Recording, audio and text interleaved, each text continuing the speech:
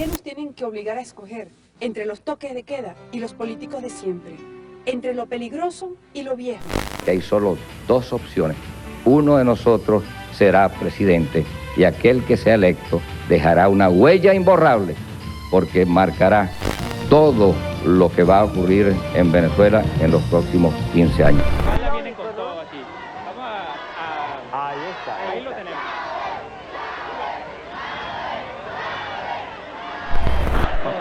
Déjame pasar para allá para pegarle esto. Solamente para pasar.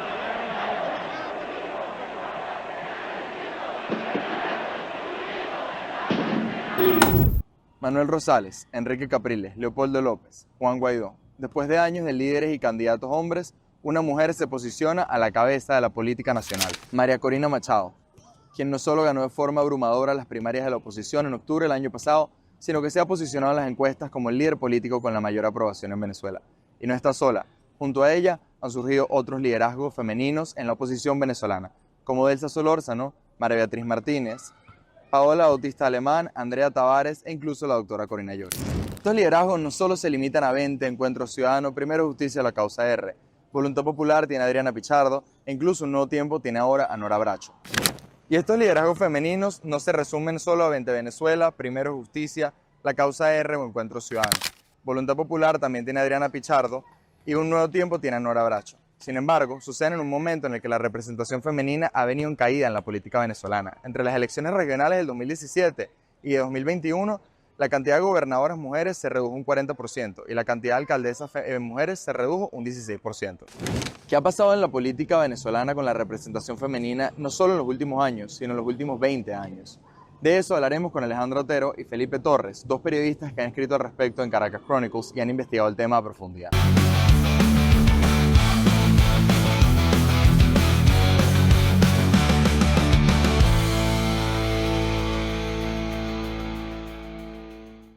Alejandra, Felipe, gracias por estar aquí hoy y por supuesto gracias por escribir una nota tan profundamente investigada sobre el tema de la representación de las mujeres en la política venezolana. Y allí ustedes citan varios datos interesantísimos del Instituto Holandés para la Democracia Multipartidista, donde explican que para 1992, es decir, después de que el gobierno de Carlos Andrés Pérez inició el proceso de descentralización, Venezuela era el país con el mayor porcentaje de mujeres, más de 16%, en los consejos municipales de América Latina. Y que incluso para el año 98 era uno de los países con más alcaldesas mujeres en la región, solo superado por algunos países de Centroamérica y Chile. De hecho, Caracas tenía 3 alcaldesas mujeres, en Baruta, en El Hatillo y en Chacao. Es muy diferente al panorama de hoy en día. De hecho, ustedes citan que entre las elecciones regionales del 2017 y las del 2021, pues hubo un decrecimiento de mujeres en cargos electos de 40% entre las gobernadoras y las alcaldesas de un 16%. ¿Por qué sucedió ese cambio tan profundo entre los 90s y el 2020? ¿Por qué pasamos a ser un país con una de las mayores representaciones de mujeres en cargos públicos a uno donde más bien cada vez hay menos? Bueno, yo creo que hay distintos factores. El hecho de que Venezuela en ese momento haya estado avanzado en materias de género, o sea, el hecho de que en ese momento haya habido más representación femenina no significa que ya el trabajo estaba completo. O sea, se necesitan políticas que incentiven la participación femenina porque ciertamente la mujer empezó a votar apenas en los 40 en Venezuela. O sea, realmente hay muchos años de deuda y no es suficiente con hacer, por lo menos en el caso del gobierno, hacer pues programas comunales que, o sea, más bien como que encasillan a la mujer en una figura de cuidados, ¿no? Entonces, bueno, ciertamente no se dejó pues un poco de lado la mayoría de los temas sociales, entre ellos la representación femenina en política, cosa que luego vemos evidenciada año tras año y en el 2021 con las elecciones de alcaldías y regionales nos damos cuenta que pues en todos estos años había ocurrido la participación más baja de mujeres en alguna elección, ¿no? Entonces, bueno, creo que esa falta de incentivos en pro de incluir a la mujer en la vida pública y más bien encasillarla a lo privado es el principal, o sea, el principal motivo, pues, realmente. También está el tema de que desde el gobierno se instrumentaliza mucho el tema de la paridad y de las mujeres. En el CNE, para las elecciones, desde las elecciones parlamentarias del 2015, se reguló que tenía que haber cuotas paritarias y hay un reglamento que estipula un requisito similar para las elecciones de consejos municipales y elecciones locales. El tema es que en el 2021 justamente ningún grupo cumplió con estas regulaciones. Y si bien en el lado del Gran Polo Patriótico hubo casi el doble de candidaturas femeninas que en el lado de la MUD, ni siquiera llegaron al 50%.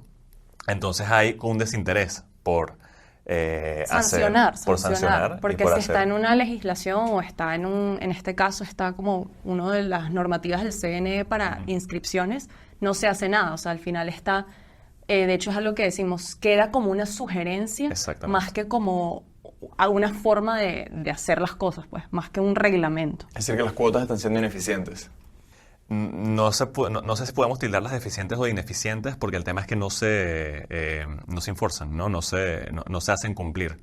Y también si vemos dentro de los factores políticos, del lado del PSUV y del Gran Polo Patriótico, se le da a la mujer como este lugar más en el aspecto comunitario, ni siquiera comunal, sino cumpliendo tareas como por ejemplo de jefa de calle, distribución de las cajas CLAP. Pero a la hora de tener cargos de poder o de toma de decisión, no hay un apoyo para que puedan surgir. Y en el caso de la oposición, si bien, digamos, hay líderes, y hoy estamos como viviendo un proceso opuesto al que vimos en el 2021, la prioridad por muchos años fue salir o contrarrestar, ¿no?, la popularidad de Hugo Chávez. Entonces no hubo un interés por fomentar políticas de inclusión o por tener diversidad en la representación política. Que de hecho lo que ustedes mencionan en su reportaje, que prácticamente la polarización del país y el enfrentamiento existencial entre chavismo y oposición llevó a que incluso se fosilizaran los liderazgos de los partidos y no hubiera ni renovación interna de los partidos. Entonces quedó el mismo liderazgo perennemente por 25 años, excluyendo a mujeres, excluyendo jóvenes, excluyendo liderazgos emergentes.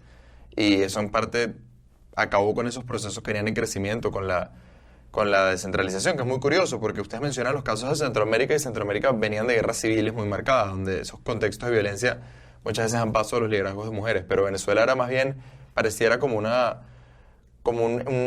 consecuencia inesperada del cosmopolitismo que teníamos como sociedad, y súbitamente eso se detiene en el 2000, ¿no? El país empieza a ir en retroceso. Pero porque ahorita viene a pasar ese cambio después de que se había detenido el proceso, porque ahorita de nuevo vemos los liderazgos femeninos. Hay una serie de cosas. Nosotros, la primera investigación que hicimos estaba enmarcada en ese momento histórico de 2021. También la política, o sea, la gente estaba cansada y desmovilizada. No había esa participación o quizás esa esperanza que hoy sí hay. Entonces, bueno, creo que eso es un factor, ¿no? Y otro que, o sea, es la coincidencia, la casualidad. Las mujeres que vemos hoy paradas en este momento histórico, llevando a cabo la campaña de Edmundo, acompañándolo, son mujeres que muchas llegaron a sus puestos de poder simplemente por casualidades. Y justamente por esta casualidad lograron tejer pues esta imagen que también se ha ido replicando no solamente pues en Caracas, en sus partidos, sino también en las regiones. Entonces es algo muy interesante, como algo que comenzó como de forma no consciente, se expandió. Y lo ideal sería pues que perdurara. Correcto. Hay otra cosa que también nos apunta, por ejemplo, Mirla Pérez, del Centro Alejandro Moreno. Ella identifica en el liderazgo de María Corina Machado, que por supuesto es el principal y el que funciona un poco como de paraguas de los demás, un liderazgo empático que no es inédito en la política y más en la oposición venezolana. Entonces cuando María Corina va y habla con las personas en los sectores populares, en los sectores de la parte comunitaria, no hay una impostación, no hay un marketing, no hay una... No te está ofreciendo algo, no te está diciendo como, bueno, vota por mí y vas a tener esto. Claro, efectivamente conecta con lo que está sintiendo la sociedad y por eso la gente ve en ella un canal para poder buscar un cambio político, ¿no? Sí, eso es impresionante. María Corina no está ofreciendo una plataforma clientelar como se acostumbraba en la política venezolana, sino le está prometiendo a la gente que con su propio trabajo y como individuos puedan surgir. Es como un cambio de contrato social con nuestro estado mágico que ha definido los últimos 50 o más años de la política venezolana. Pero usted menciona algo muy interesante que es la coincidencia, ¿no? El caso de Adriana Pichardo, ella surge en Voluntad Popular porque ese partido fue demolido por la represión. En Primero Justicia también hubo un descrédito muy importante y también hubo represión muy importante hacia sus liderazgos y pues terminaron figuras como María Beatriz y Pablo Bautista Alemán en la junta directiva. Y así podemos verlo en los demás partidos, ¿no? Son como coincidencias, casualidades. Incluso Corina Lloris no esperaba convertirse en esta figura nacional. Al ser estas casualidades que han terminado saliendo bien y como dice Alejandra, estos liderazgos femeninos que le han abierto el camino a más liderazgos femeninos, hay como un efecto replicador. ¿Ustedes consideran que este cambio llegó para quedarse o que puede ser circunstancial, por ejemplo, una vez que lleguen las próximas elecciones regionales o parlamentarias? Tiene que llegar para quedarse, o sea, no podemos llegar a esto y luego avanzar a lo que había antes. También algo que pasa es que hay un agotamiento de parte del electorado y es algo que es casi cíclico. O sea, a inicios de los 2000, o sea, Chávez llega al poder porque había un agotamiento del bipartidismo. Luego, en el momento en el que la oposición pues tuvo una mayor convocatoria, ellos tienen esa convocatoria porque también había un agotamiento con todo esto que estaba pasando. Y en un momento en donde ya quizás esos líderes estereotípicos de oposición ya no tienen ese poder, hace falta algo más, algo nuevo. Creo que las mujeres han ocupado ese puesto en este momento. Y es eso, o sea, no podemos haber llegado a este momento para echarnos para atrás. Más bien, se tiene que seguir incentivando porque a pesar de que en este momento la política pueda parecer equitativa, la sociedad venezolana ciertamente no lo es. Entonces, para mí, o sea, más bien se tiene que seguir avanzando, no solamente en materia de política, sino en, bueno, materia cultural, social, económica, etcétera, etcétera, con enfoque de género. Sí, yo creo que se quede o no se quede depende de las personas que están justamente en este momento en posiciones de toma de decisiones. Y por lo que hemos conversado, hay algunos partidos o algunos movimientos en los cuales hay la intención de fomentar más políticas de inclusión. Hay algunos que no consideran necesario el hacer este fomento, pero en definitiva la intención, yo creo, sería mantener, ¿no? este momento en el futuro y que las mujeres puedan acceder a cuotas de poder en los siguientes ciclos electorales que vienen, ¿no? Viene el periodo parlamentario, vienen las elecciones regionales y es un buen momento para poder tratar de ratificar eso. Creo que también el hecho de que en este momento pues hayan 6 mujeres, o sea, de 10 partidos de oposición que están en la plataforma unitaria, 6 de las líderes sean mujeres, también hace que se visibilicen muchas de las problemáticas que enfrenta la mujer en la política y en estructuras partidistas donde, o sea, hay muchísimo machismo, o sea, explícito como también tácito a través de micromachismos y, bueno, cosas que nos comentan como que simplemente su opinión siempre es subestimada o no es escuchada o siente miedo a hablar porque no va a ser escuchada en una sala llena de hombres. Que buscan una mujer para que salga en la foto. Exacto. De la rueda de prensa. O sea, en una rueda de prensa ponen a una mujer solamente para decir como, ok, hay una mujer. Entonces, el hecho de que ya estas líderes hablen de eso, o sea, me parece que es un avance, o sea, es decir, esto pasa.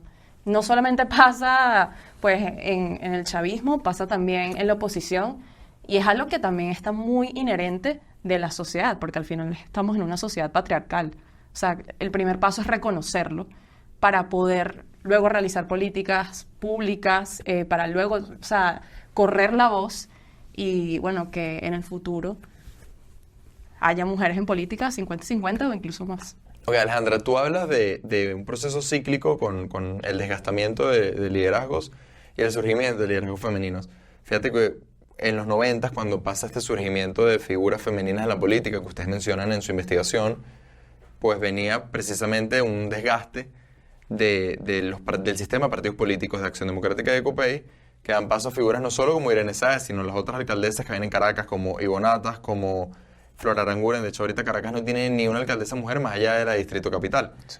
Y quisiera entender un poco cómo es todo el periodo cíclico. ¿Crees que por el desgastamiento de los partidos políticos tradicionales de oposición es que estamos viendo estas figuras que llevan el mismo tiempo en la política, pero que quizás estaban excluidas y por ende el electorado no las relaciona con los fracasos o las decepciones con las que tienden a relacionar el liderazgo tradicional masculino de la oposición, como Enrique Capriles, Juan Guaidó, etcétera?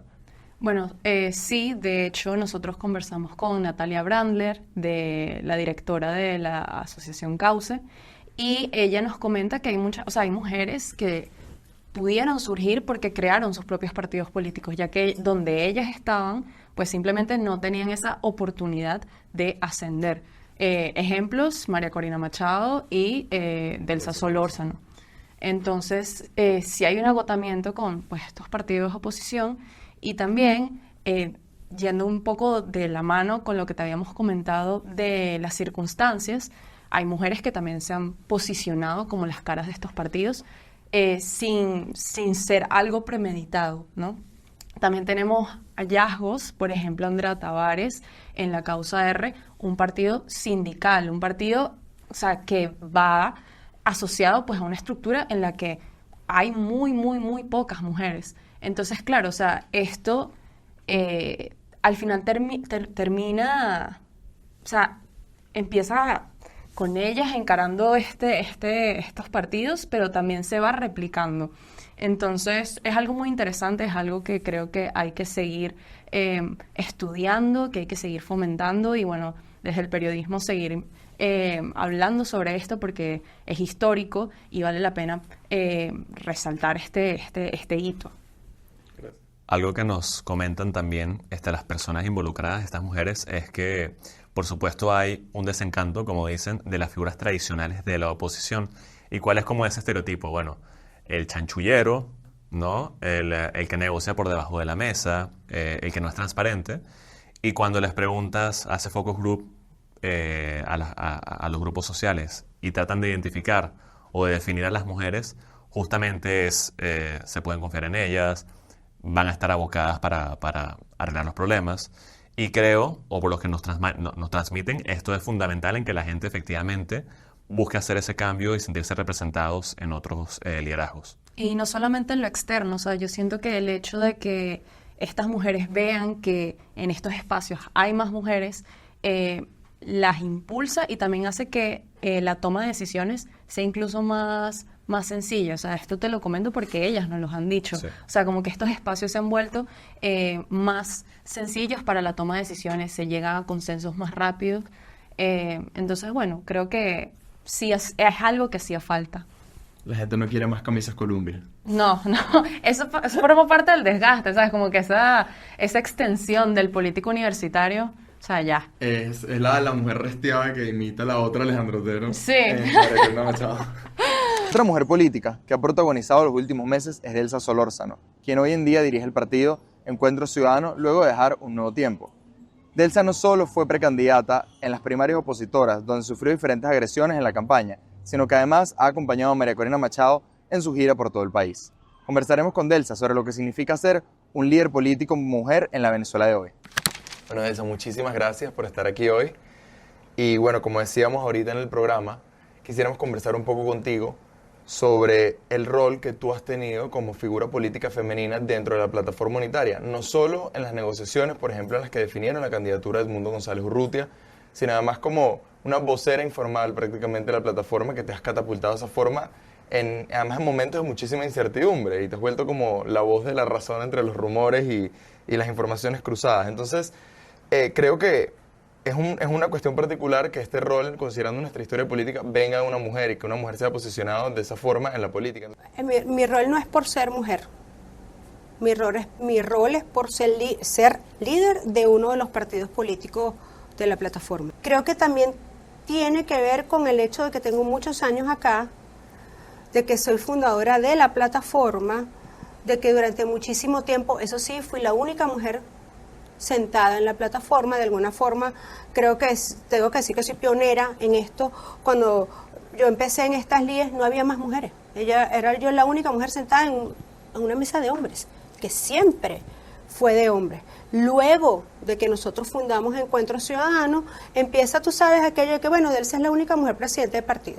Y de todos los demás partidos, y yo lo agradezco, pero las cosas hay que decirlas como son, pues además tengo el defecto de que digo las cosas como las pienso siempre.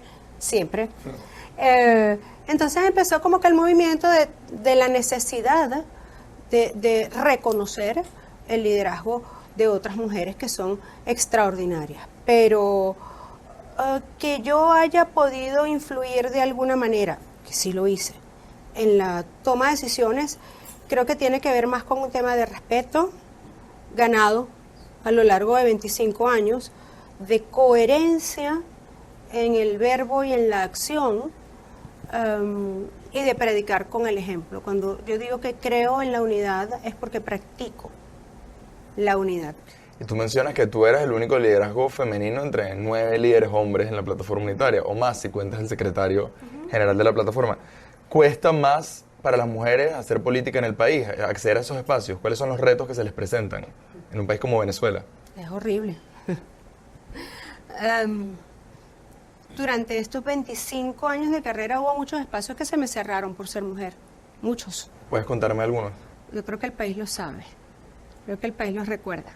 Pero hubo muchos espacios donde la razón real para no acceder a una determinada posición es que eres mujer y de repente la forma o los espacios en los que tú haces política son distintas a las que de manera tradicional en Venezuela los hombres se acostumbraron a hacer política, y si nosotros hemos podido innovar en eso, creo que es también algo que podemos dejar. Nosotros hacemos política. Primero, soy de las que cree, y lo digo y lo sostengo, y se lo digo a todo el mundo, la política de la oposición, de la fuerza democrática, se hace aquí, en la oposición, no se hace en Miraflores, ¿no? Luego se hace diciéndonos la verdad, manteniendo nuestras posiciones, buenas o malas, porque si tú mantienes tu posición, es más fácil encontrarnos. Si tú tienes una posición, yo tengo otra, buscamos un punto de equilibrio, pero si tú tienes 3 posiciones y yo tengo 5, no hay manera de encontrar nada. Y lo otro es que siempre el interés de Venezuela sea el único que nos mueva. Si ese es el único que nos mueve, siempre vamos a encontrar la manera de llegar ahí. No, y además las mujeres políticos sufren más agresiones por cuestiones de género. Recuerdo este estudio de Provox que mostraba que tú y María Corina Machado son las candidatas de las primarias, las precandidatas que más acoso e insultos sufrieron en redes sociales. Y también se refleja en lo físico. Además de Enrique Capriles, ustedes dos fueron las 2 candidatas que sufrieron más violencia en la ruta de la campaña de las primarias. Entonces, creo que también puedes contarnos un poco de esa experiencia de agresiones de género que has sufrido como político. Lo sufro todavía hoy cuando tú ves cómo el dinero del Estado se gasta en un programa de un cavernícola, miércoles a miércoles. Tú lo evalúas, mi equipo lo hace. La persona más atacada en ese programa soy yo. De verdad, es increíble. Yo no sé qué, pero debería tener algo que hacer. Pero que ese señor se dedica el mayor porcentaje de su programa es atacarme a mí.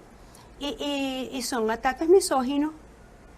O sea, tú evalúas el tipo de ataques que hace contra mí, el tipo de ataques que hace contra los demás, son completamente diferentes desde todo punto de vista, y se gasta la plata del Estado en eso. Pero además hay otro tipo de agresiones constantes, permanentes en contra nuestra, y si tú lo evalúas desde otra perspectiva, la perspectiva de lo que es la gira, por ejemplo, bueno, yo no he visto hasta ahora que a ninguno de los caballeros les digan, usted no se puede quedar dormido hoy. A mí me lo hacen. Nosotros nos han sacado del hotel a la 1 de la mañana, a nosotros nos han allanado los hoteles donde hemos estado, a nosotros nos ha tocado pasar horas de incertidumbre. Digo nosotros, pues somos un equipo que viajamos juntos. ¿Dónde vamos a dormir hoy? Es un tema. Es tener que dormir en el carro, es pedir un baño de un compañero en la mañana porque no tienes, o sea, te tienes que bañar, cambiarte de ropa, etcétera. Y yo no soy de las que me voy a dormir yo y el equipo que duerma en el carro, por ejemplo. Yo no soy así. Yo duermo con mi equipo. Si vamos para el carro todos. Porque obviamente en la casa de un compañero no cabemos 12 personas. De él, ¿saben tú a dormir? No. Nosotros no nos separamos, nosotros somos de los que pasamos lo que tengamos que pasar juntos. Eso para mí es importante. Claro, y Delcy, tú hablas de un cambio dentro de la plataforma unitaria en cuanto a aceptar liderazgos femeninos después de ti. Y siento que esto sucede en un momento además posterior a una crisis de popularidad que sufrió la oposición, de desprestigio. ¿Tú crees que el auge de los nuevos liderazgos femeninos, de ti, de María Corina Machado, de María Beatriz Martínez, de Paola Bautista Alemán, de la doctora Corina Lloris, son también en respuesta al desencanto con los liderazgos masculinos tradicionales de la oposición? Yo creo que somos distintas todas, ¿no? Y tenemos roles completamente distintos, historias distintas. Yo soy de las que respeta profundamente la historia y la trayectoria de cada quien, ¿no? Cada una tiene una historia completamente diferente, muy meritoria, pero distinta. Entonces, de repente no consigo el punto de comparación entre una cosa y la otra. Lo que sí creo es que hay una renovación del liderazgo en general, que de hecho, a ver, aquí hubo primarias, y lo digo y qué pena por los demás, pero es la verdad, porque Encuentro Ciudadano se empeñó. Tengo enfrente sentado al secretario general del partido, que puede dar fe de eso, que además es quien nos representa en la plataforma junto a otra dama del partido, Marilyn Segovia. Y aquí la mayoría de los partidos no querían primaria. Es que hasta el último momento estuvieron peleando para que no hubiera. Es que hasta el reglamento lo hicimos nosotros en esta oficina. Porque es que no querían primaria. Y hubo una gente que me dijo, pero ¿para qué vas a hacer primaria si ustedes no van a ganar? ¿Y quién te dijo a ti que ustedes hicieron la primaria para ganar? ¿Y para qué le hiciste? Para que hubiera un nuevo liderazgo, pana. Para que la gente decidiera. Para que hubiera la posibilidad real de que el país tomara en sus manos la conducción del destino de Venezuela. Y lo logramos. Y en los últimos días, la gente me decía, Delsa, tú definitivamente estás loca. Mandamos a votar por María Corina. Mi equipo. Eso no lo sabía. Sí, mi equipo votó por María Corina. Tenemos testigos en las mesas de votación y los testigos incluso cuidaban los votos y votaban por María Corina. ¿Sabes por qué? Porque había que darle fuerza, votos. Porque el tema de la inhabilitación venía duro y yo siempre lo dije. Pero yo di ruedas de prensa que a nadie le gusta. Pero yo soy así. Decía, la inhabilitación es inconstitucional. Es inconstitucional, pero está. Hay que prestarle atención a un hecho que está. ¿Qué pensábamos nosotros? Mientras más votos, más costoso el tema de no dejarla participar. Fue costoso, pero asumen el costo. Y después vino lo de Corina Lloris y no la dejaron inscribir. Nos tienen que dar una respuesta. ¿Por qué? No nos la van a dar. Y no la dieron nunca. Todavía hoy nadie sabe por qué no se inscribió Corina Lloris. Yo lo que sé es que el sistema no abrió. Y bueno, mucha estrategia y mucho trabajo y mucho muñequeo. Y gracias a Dios está Edmundo González ahí. Pero esto no fue fácil. Tal vez sí, yo creo que la diferencia entre este nuevo liderazgo, yo no sé si es porque somos mujeres, es que cuando uno dice que no es no. O sea, con nosotros no hay aquello de que te digo que no, pero es tal vez. No, conmigo hacer política es fácil. Es no y es no. Se va a perder la tarjeta si no haces tal cosa. ¿Sí? ¿De verdad? No se pierde. Así con chantaje no es. O sea, con nosotros es fácil. No es un no y un sí es un sí. Y para tratar de cambiar de opinión, tienes que convencer. Y si me convences es únicamente porque eso es mejor para Venezuela. Claro, y bueno, con lo que mencionas, además se bloqueó la única posibilidad en el tarjetón de una candidatura femenina. El tarjetón son puros hombres, no hay ninguna mujer. Se inhabilitó a María Corina Machado, se bloqueó a Corina Lloris y no se permitió ningún tipo de sustitución con otro candidato o candidata. Y creo que eso en cierta manera muestra que, en efecto, aunque sí son liderazgos muy distintos entre sí, la renovación de la oposición en gran medida viene de la mano de mujeres.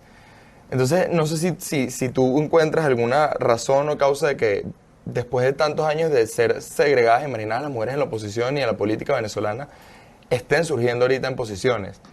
Porque ahora, en el momento en el que la política parecía más desprestigiada, son las mujeres quienes la están reviviendo en el país y la están liderando. ¿Sabes qué? Yo soy mamá, ¿no? Entonces los carricitos de uno, cuando están metidos en un lío, siempre recurren a la mamá. Siempre. Y pueden tener el mejor papá del planeta y qué chévere el papá. Porque cuando están metidos en un lío, llaman a la mamá. Tal vez es eso. Una cultura matricentrista también. Sí, pero una cultura matricentista que a lo largo de todos estos años nada más ha servido para dejar a la mujer en la casa y no para que la mujer asuma posiciones de conducción, ¿no? Y en este caso, bueno, nos toca conducir, ¿vale? Ya está. Ojalá que esto no sea extremadamente... ¿Circunstancial? No, difícil.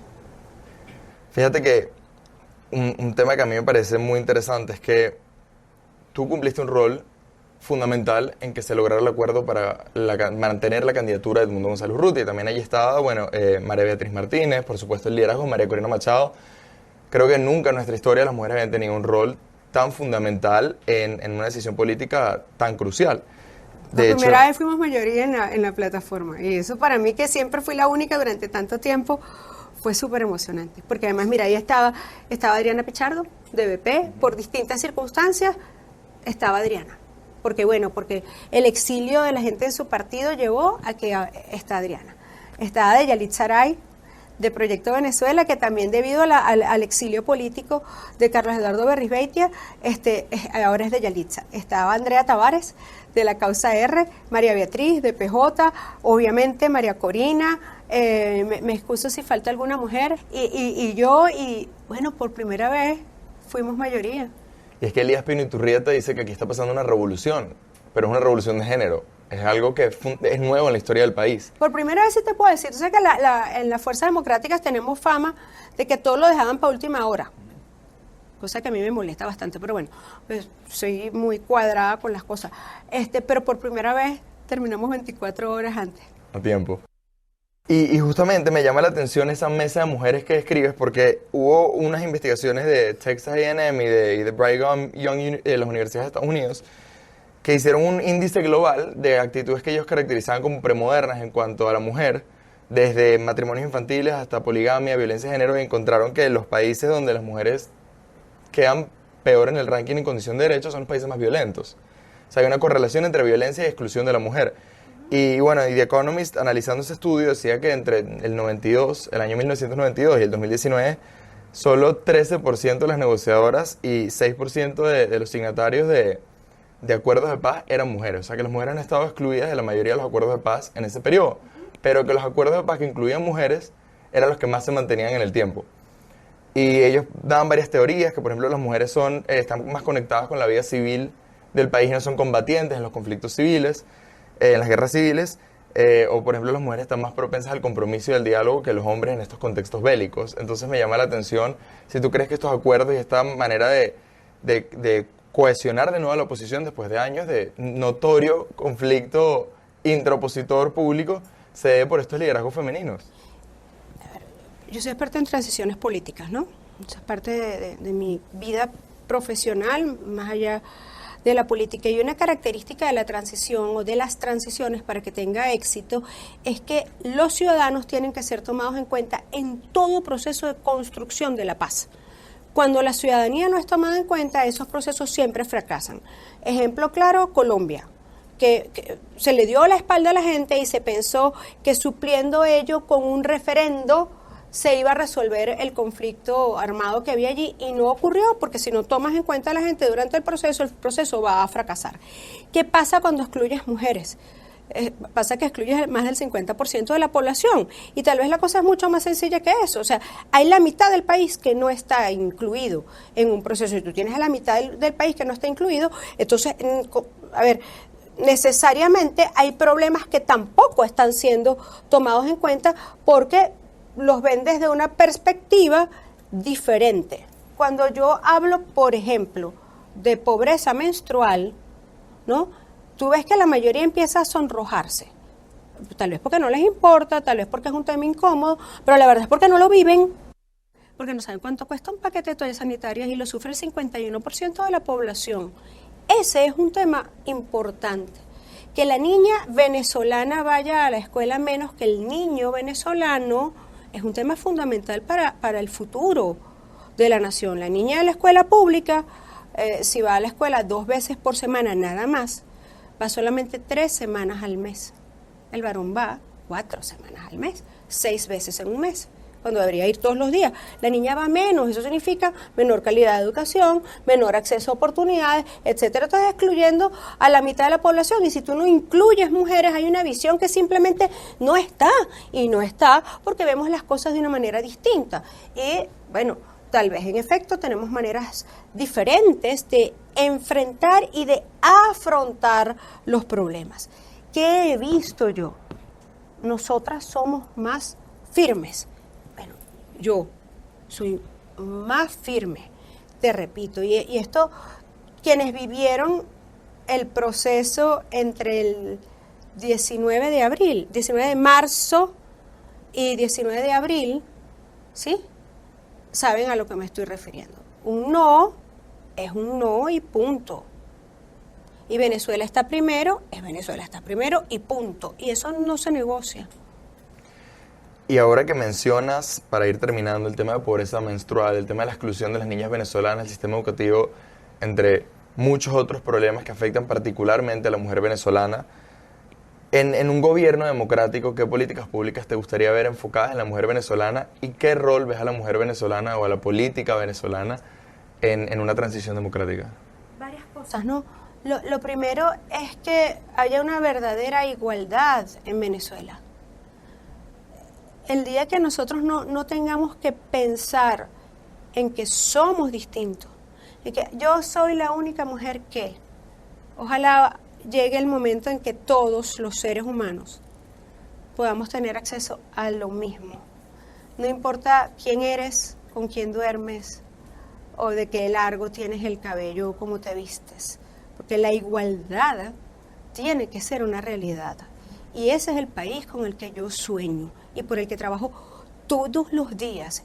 Y no importa cómo piensas, siempre que obviamente sea dentro del marco de la legalidad, ¿no? Porque que usted no puede ser un asesino, en fin, que no haya ninguna razón para excluirte y que ser mujer no sea una mancha en el camino, y que ojalá nosotras podamos lograr que nos escuchen más de lo que nos miren. ¿Quién se fija, qué sé yo, en el aspecto físico de cualquiera de los hombres jefes de los partidos políticos? ¿Quién se fija en eso? ¿En cuántas canas de más tiene cualquiera de ellos? O si está más flaco o más gordo, o si está inflamado porque tiene la regla. Cuando a mí me viene la regla, me sale una pepa en la cara. Todo el mundo se da cuenta y te lo dicen. Eso no tiene por qué ser un objeto de conversación ni de discriminación. Y tristemente lo sigue siendo. Y como si tú estuvieras en el gobierno del mundo, fueras presidenta, ¿qué políticas implantarías para llegar a ese punto? A ver, yo estoy trabajando muy duro para que haya democracia en el país. No trabajo más porque el día no tiene más horas. Créeme. Anoche mi hijo me reprochaba que, oye, estás trabajando más que nunca y no me has parado ni medio todo el día. Y el chamo además está en campaña, en la universidad, por una plancha y tal. No trabajo más porque el día no tiene más horas. Ojalá las tuviera. Y las horas de sueño no son necesarias para dormir, sino para trabajar. Para que Edmundo sea presidente. Porque eso va a significar la democracia y la libertad de nuestro país. Y yo, que quede claro, no implica que mis aspiraciones no están. Yo quiero ser presidente de Venezuela. A eso me he formado y he trabajado toda la vida. Ahora, esa no es la prioridad. Porque es que yo no soy es que yo nací para esto. No. Yo nací para trabajar por mi país. Y voy hasta donde el país lo necesite. Tiene que haber políticas públicas de derechos humanos. Nosotros en el partido, y así está hecho mi plan de gobierno que se llama Redes Más Oportunidad, está hecho para que el Estado garantice derechos humanos.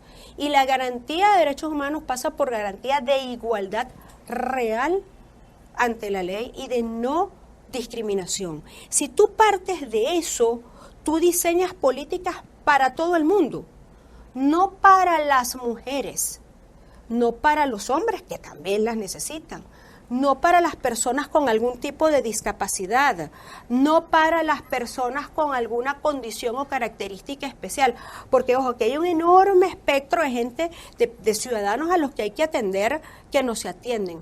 ¿Qué pasa, por ejemplo, con los niños de altas capacidades? Tú sabes que en Venezuela hay muchos niños de altas capacidades que nadie atiende.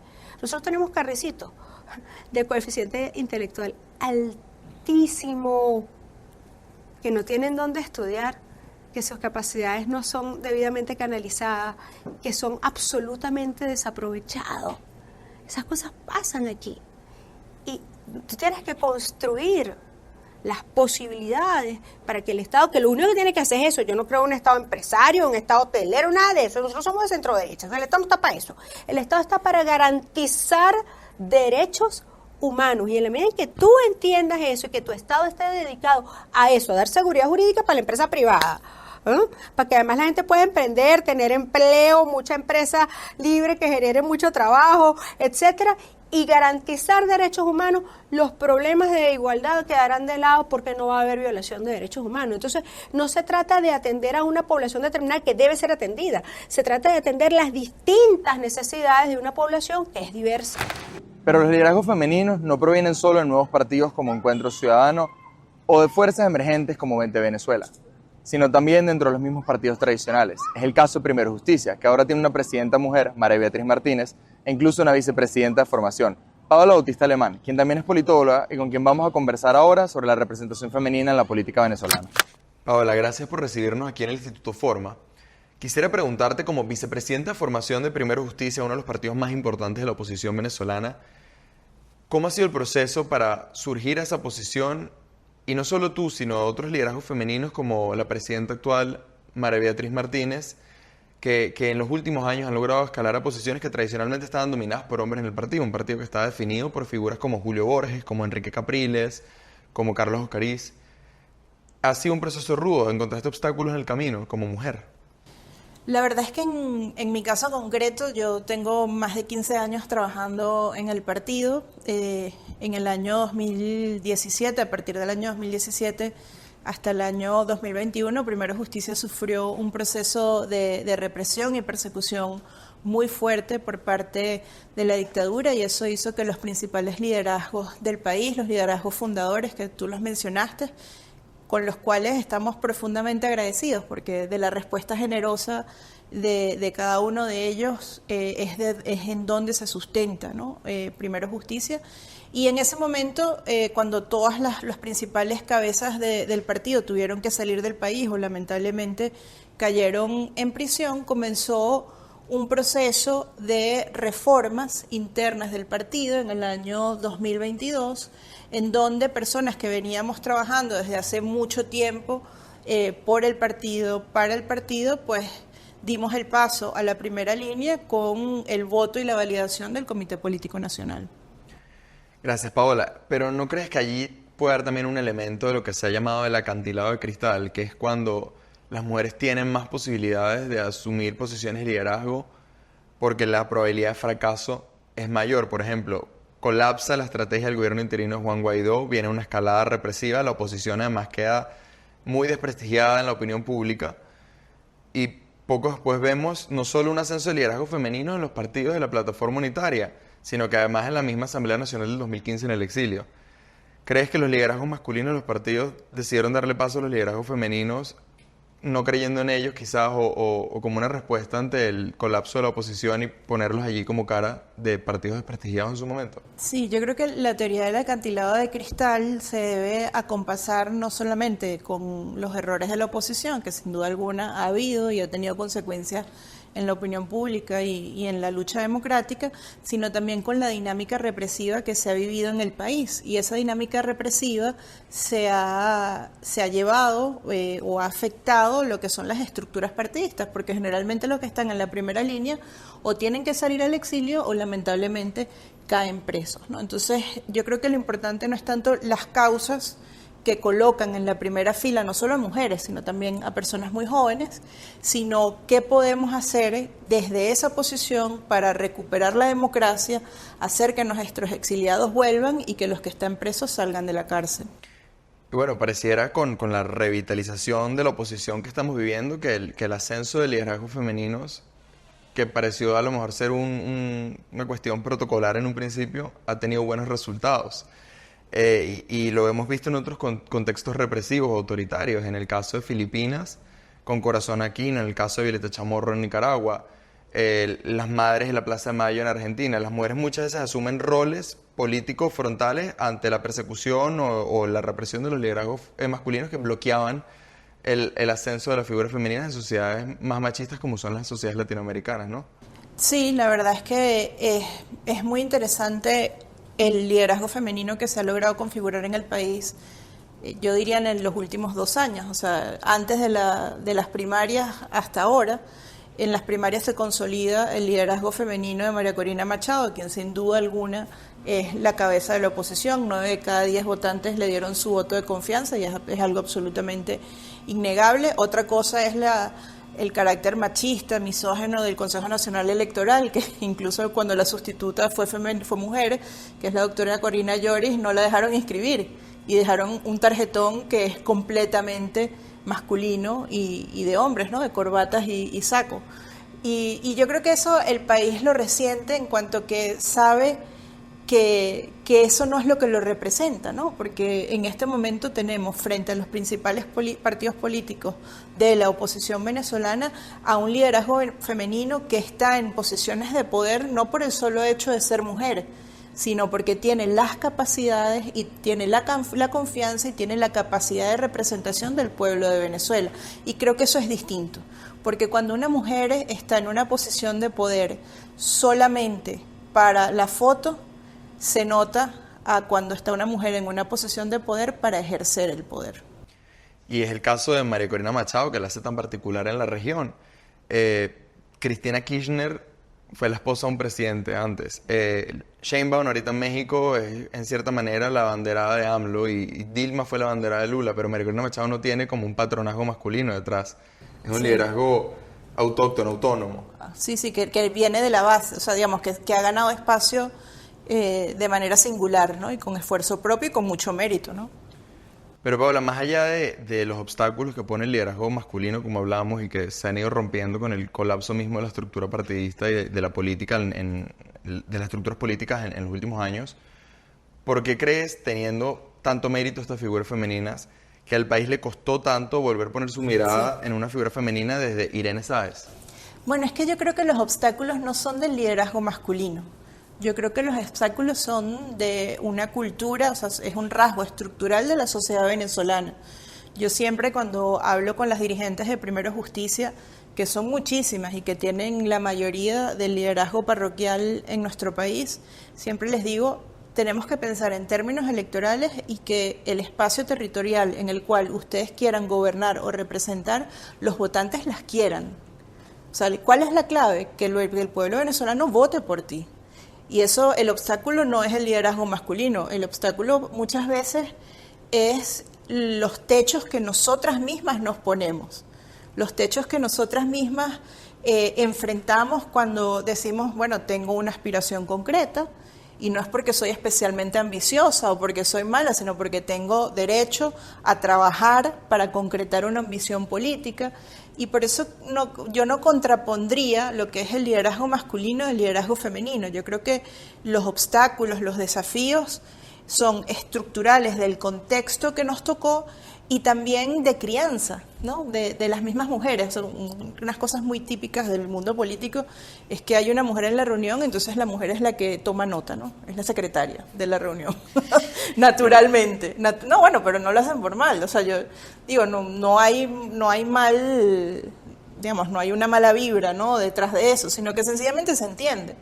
Hay un podcast muy interesante que te lo voy a mandar a ti que te gustan los podcasts, que son Ursula von der Leyen, Marguerite Lagarde y Angela Merkel, ¿no? Un podcast buenísimo para el Día de la Mujer que grabaron la Unión Europea. Y una de las cosas que decía Marguerite Lagarde es que ella, una de sus primeras reuniones como jefa de la economía, o sea, una tipa fuera de serie, ella estaba embarazada y todos los hombres que estaban ahí, cuando hubo que pedir café y no había, le dijeron a ella que fuera a buscar el café. Y ella dijo, mira, perdóname, pero que cada quien se busque su café o vamos a ver a quién llamamos para que traiga el café, pero yo no estoy aquí para traerle el café a nadie. Y lo mismo con Ursula von der Leyen, o sea, ella es una mujer que tiene 7 hijos. Cuando ella asumió el Ministerio de la Familia en Alemania, en el primer periodo de Angela Merkel, la primera entrevista que le hacen, el entrevistador le dijo, ¿cómo va a ser usted para poder ser una buena madre y una buena ministra al mismo tiempo? Y ella dudó en aceptar, y Angela Merkel le dijo, yo necesito que una mamá de 7 hijos sea ministra de mi gobierno, para que los alemanes y las alemanes sepan que es posible conciliar el trabajo y la vida familiar. Entonces, por eso te digo que creo que los problemas son fundamentalmente estructurales y de cambio de mentalidad. Claro, pero esos mismos obstáculos que yo mencionaba del liderazgo masculino son un reflejo de esa cultura y van desde el CNE bloqueando cualquier candidatura femenina hasta la cantidad de comentarios que se han dicho particularmente a María Corina Machado que no se irían de un candidato hombre. O sea, la han apodado desde la Sayona hasta la loca Luz Caraballo, la doña. Bueno, y yo estaba en reuniones políticas de gente buenísima, gente que es buena, donde dicen la señora. O la candidata. Como si la señora fuese un insulto. Yo digo, mira, ojalá Venezuela fuese un país de señoras, o sea, de mujeres, ¿sabes? Trabajadoras, decentes, que le echamos pichón, que tenemos hijos, que cuidamos la familia. Digamos, un país de señoras sería un país chévere. A mí me risa cuando le dicen la señora, la candidata, la doña, porque es como Voldemort, no puede ser nombrada, no la candidata, la señora. Yo creo que tenemos que dejar los complejos, honestamente. Dejar los complejos nosotras las mujeres, de cualquier tipo de inseguridad, de temor, de miedo, porque ciertamente las mujeres tenemos una dimensión intuitiva y emocional que es distinta a la de los hombres. Esa es una realidad antropológica. Hay una autora alemana que a mí me gusta mucho, que se llama Edith Stein, que cuando hablaba de las mujeres, ella decía, bueno, la mujer es la que llega a un ambiente, humaniza y saca lo mejor del otro. Yo creo que eso es un gran poder que nosotras tenemos. Tenemos el poder de intuir cuando alguien está triste, cuando alguien está bravo, cuando alguien... Y eso en política vale mucho. Gran parte del trabajo político es manejo de las emociones e identificación del clima, del humor, ¿no? de los lugares.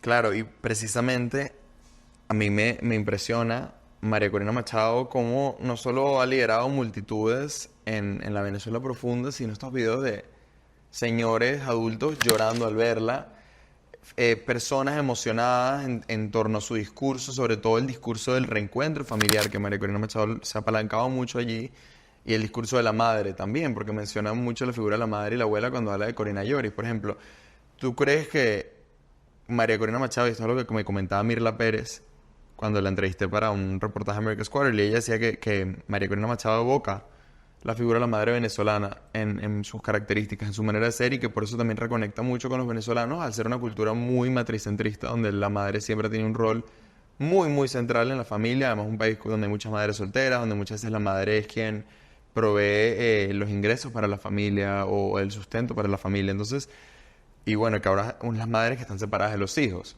¿Crees que en esa intuición femenina, quizás esa conexión con el ambiente, María Corina Machado está tocando a lo mejor los arquetipos o las fibras culturales de la Venezuela popular? Sí.